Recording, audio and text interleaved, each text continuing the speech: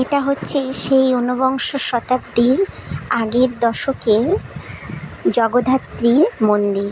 সেকালে ছিল জমিদারদের বেশ তোড়জোড়, বেশ দাপট। সেই সময় রাজা ছিল না, ছিল জমিদার। তারপরের আমলেই চলেছিল নকশাল আমল। এটা হচ্ছে সেই আমলে আমার মামার বাড়ির জমিদার বাড়ির জগদ্ধাত্রী মন্দির। আজ সেটাকে নতুন করে তৈরি করা হলেও মন্দিরটা কিন্তু রয়ে গেছে। সেই মন্দিরটাই তোমাদের সাথে শেয়ার করলাম, কারণ আমি আগের ব্লগে তোমাদের সাথে শেয়ার করেছি যে আমরা আমার মামার বাড়ি যাব ধর্মরাজের পুজো দেখতে। তেমনভাবেই ধর্মরাজের পুজো যেমন আমার মামার বাড়িতে বেশ তোড়জোড়, সেরকমই জগদ্ধাত্রীর পুজোটাও কিন্তু আমার মামার বাড়ির একদম মামার বাড়ির ভিটেতে যে জমিদার বাড়ির জগদ্ধাত্রী পুজো, এটা হচ্ছে সেই জগদ্ধাত্রীর মন্দির। এবং মায়ের কাঠামোটা যেটা আমি আগেই দেখালাম, তোমাদের সাথে শেয়ার করলাম বন্ধুরা, যে এটা হচ্ছে জগদ্ধাত্রী মন্দির আর এটা হচ্ছে পালকি। আগেকার যুগে পালকিতে যে বিয়ে হওয়ার প্রচলন ছিল, এটা হচ্ছে সেই পালকি। আসলে এটা কিন্তু ঠাকুরের পালকি, আর এই পালকিতে আমার মাদের বিয়ে হয়েছে। আমরা সকলেই যেটা জানি যে পালকিতে করে যে বউ নিয়ে যায়, সেই পালকি এটা। এবার তোমাদের সাথে আরেকটা কথা শেয়ার করছি, সেটা হচ্ছে সেকালে যখন জমিদারদের খুবই রেওয়াজ ছিল, কারণ তখন রাজবংশীয় উঠে গেছিল, জমিদার বংশীয়দের ছিল খুবই খ্যাতিনাম। সেই সূত্রে আমার মামার বাড়ির যে ধর্মরাজ মন্দির, তার সাথে কোনো এক যোগসূত্রে জমিদার বাড়ির জগদ্ধাত্রী মন্দিরের কোনো এক যোগসূত্র রয়েই গেছে। তাই ধর্মরাজ পুজোর আগের দিন, ধর্মরাজ পুজোর দিন ভোরবেলা যে মুখোশ খেলা হয়, সেই মুখোশটা কিন্তু তার আগের দিন রাত্রেবেলায় আমাদের ওই জমিদার বাড়ির জগদম্বার মন্দিরে রেখে যাওয়া হয়। এবং সেই সূত্র ধরেই আবারও ধর্মরাজ পুজোর দিন ভোরবেলা ওই মুখোশ নিয়ে যাওয়া হয় এবং মুখোশ নাচ করা হয়। তার আগে যিনি মুখোশ পরে নাচবেন, তাকে কিন্তু অচৈতন্য অবস্থায় খুঁজে বের করা হবে, কারণ তাকে বলা হবে লুকাতে যাওয়ার কথা। কিন্তু ঘটনা সূত্রে ধর্মরাজের মাহাত্ম্যের জন্য তিনি লুকাতে যাবেন, কিন্তু বাবার মহিমাতে তিনি অচৈতন্য অবস্থাতে পড়ে থাকবেন কোনো এক কাটার ঝোপে। তাকে আবার ভোরবেলায় গিয়ে বাবার ভক্তরা খুঁজে নিয়ে আসবে এবং তারপর ওনাকে ওই জমিদার বাড়ির যে ধর্মরাজের মুখোশটা রাখা হবে, সেই মুখোশটাকে পরিয়ে সাজসজ্জা করে ওই মুখোশ ঢাকের তালে তালে নাচবে।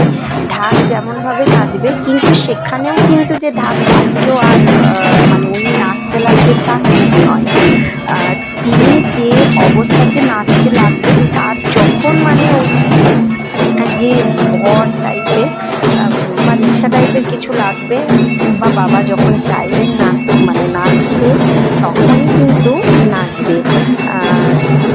ওনাকে খুঁজে নেওয়ার পর থেকেই কিন্তু তিনি ওই বাবার কোনো একটা নেশা বা বাবার কোনো একটা মহিমাতে সেই অচৈতন্য অবস্থা থেকে স্বাভাবিক অবস্থায় ফিরতে পারবেন না, কারণ তিনি স্বাভাবিক অবস্থায় কিন্তু এই নাচটা করবে না। এই নাচটা হবে কিন্তু ঢাকের তালে তালে। আচ্ছা বন্ধুরা, তোমরা বলো কে কে এরকম ধর্মরাজের পুজোতে মুখোশ খেলা, অর্থাৎ জাগরণের রাতে মুখোশ খেলা দেখেছো? আমি কিন্তু আমার মামার বাড়িতে দেখেছি, অন্য কোথাও দেখিনি। অনেক জায়গাতেই ধর্মরাজের পুজো দেখেছি, কিন্তু এই মুখোশ খেলাটা কিন্তু আমার মামার বাড়িতেই দেখা যায়।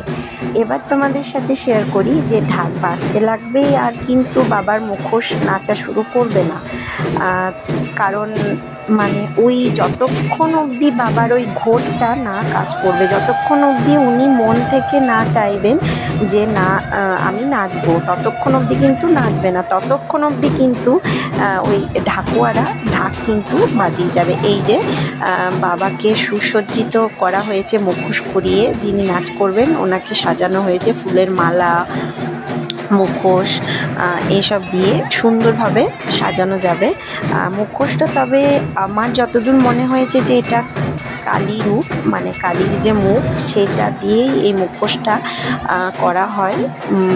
মুখোশের কাঠামোটা কালী রূপে হয় এবং বাবাকে খুব সুন্দরভাবে সুসজ্জিত করা হয়েছে।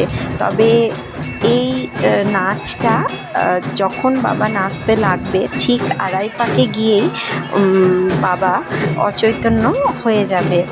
মানে সব সময় কিন্তু নাচবে না গোটা সময়টা ধরে, মানে ওই আড়াই পাকে গিয়ে কিন্তু তিনি অচৈতন্য অবস্থায় পড়ে যাবেন এবং বাবার যে ভক্তরা তারা গিয়ে ওনাকে জল বাতাস এসব দিয়ে চৈতন্য আনবেন, তারপর উনি স্বাভাবিক অবস্থায় আবার ফিরে আসবে। কিন্তু তার আগের মুহূর্ত অবধি কিন্তু তিনি যে নাচ করবেন সেটাও কিন্তু অস্বাভাবিক অবস্থাতেই বা অচৈতন্য অবস্থাতে, মানে কোনো একটা করে তিনি নাচ করবেন, ঠিক ওই ঘর টাইপের যেটা ওঠে মানে সেই জন্য।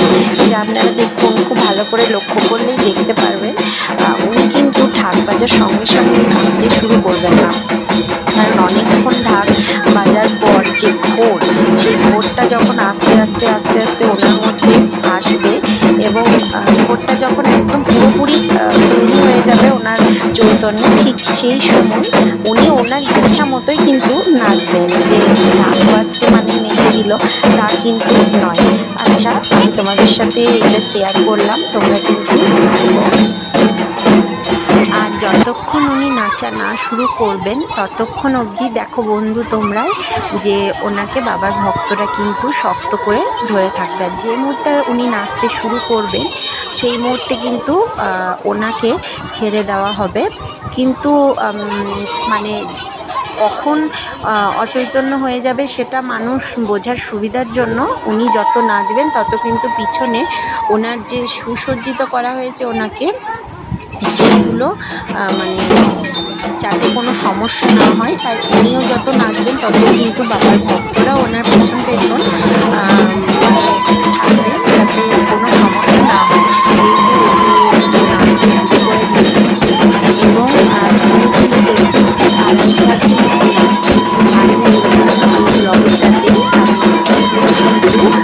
একটু স্পিড বাড়িয়ে দিয়েছি, কারণ ব্লগটা তো অনেক বড় হয়ে যাবে, সেই জন্য আমি ব্লগের যে মানে জায়গাটা সেটা কিন্তু আমি একটু স্পিড করে দিয়েছি। আমি আড়াই পাখি দেখো বন্ধুরা যে অচৈতন্য হয়ে যাবে এবং বাবার ভক্তরা সেই মতো ওনাকে নিয়ে চলে যাবে।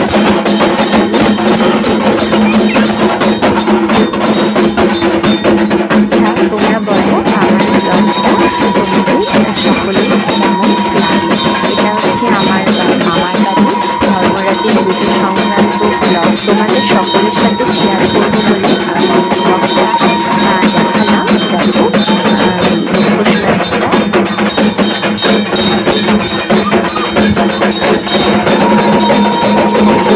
একটা অন্যরকম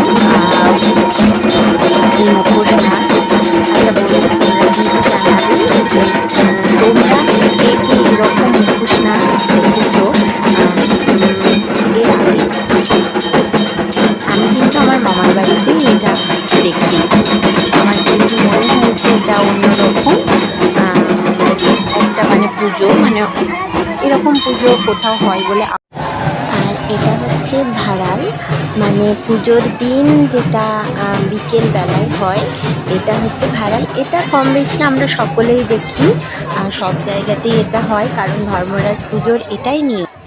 তবে আরও একটা মাহাত্ম্য, সেটা হচ্ছে ধর্মরাজ পুজোর সারা দিন থাকবে প্রচণ্ড গরম, কিন্তু যেই ভাড়াল শেষ হয়ে যাবে ঠিক তার পরের মুহূর্তেই আসবে বৃষ্টি। হয়তো এটা বাবা ধর্মরাজের একটা বিশেষ রকমের মাহাত্ম্য, কারণ বাবার ভক্তরা ওই যে 5 দিনের উপবাস করার পর বান ফোড়ার যে নানা রকমের মানে নানা জায়গাতে বান ফুরবে এবং ফুল খেলবে, তার থেকেও বড় কথা ভাড়াল নিয়ে বেরোবে। সেই জন্যই হয়তো বাবা তার ভক্তদেরকে ঠান্ডা করে দেয় জল দিয়ে বা বৃষ্টি আকারে এসে। তবে আমার মামার বাড়ি যেহেতু ধর্মরাজের পুজোয় একটা বিশেষ রকমের নাম আছে, কম বেশি হয়তো তোমরা সকলেই শুনে থাকবেন, যে এটা হচ্ছে মুর্শিদাবাদ জেলার বড়োয়া থানার হস্তিনাপুর গ্রামের ধর্মরাজের পুজো। লোক সংখ্যা প্রচুর প্রচুর, মানে এরকম ধর্মরাজের পুজো অনেক জায়গাতেই হয়, তবে আমার মামার বাড়িতে প্রচুর লোক সংখ্যা ছিল এবং 3 ধাপ ভাড়াল ছিল, তাতে হয়তো 40-50টা করে ভাড়াল আনা হয়, বা ভাড়ালের যে ঘোড়াটা সেই ঘোড়াটা দেখাবে। আচ্ছা, সকলকে ধন্যবাদ জানাই আমার ব্লগের পাশে থাকার জন্য। আচ্ছা, তোমরা বলো আমার ব্লগটা কেমন লাগলো, আর আমার মামার বাড়ি ধর্মরাজের পুজো তোমাদের ভিডিওতে দেখেই বা কেমন লাগলো প্লিজ কমেন্ট করে জানিও। তবে ব্লগটা একটু বেশি বড় হয়ে গেল, তবে আমার ব্লগের পাশে থাকার জন্য সকলকে ধন্যবাদ জানিয়ে ধর্মরাজ পুজোর মুহূর্তগুলো তোমাদের সাথে শেয়ার করতে পেরে আমার খুব ভালো লাগলো। টাটা, আবার দেখা হচ্ছে একটি নেক্সট ব্লগে। ততক্ষণ তোমরা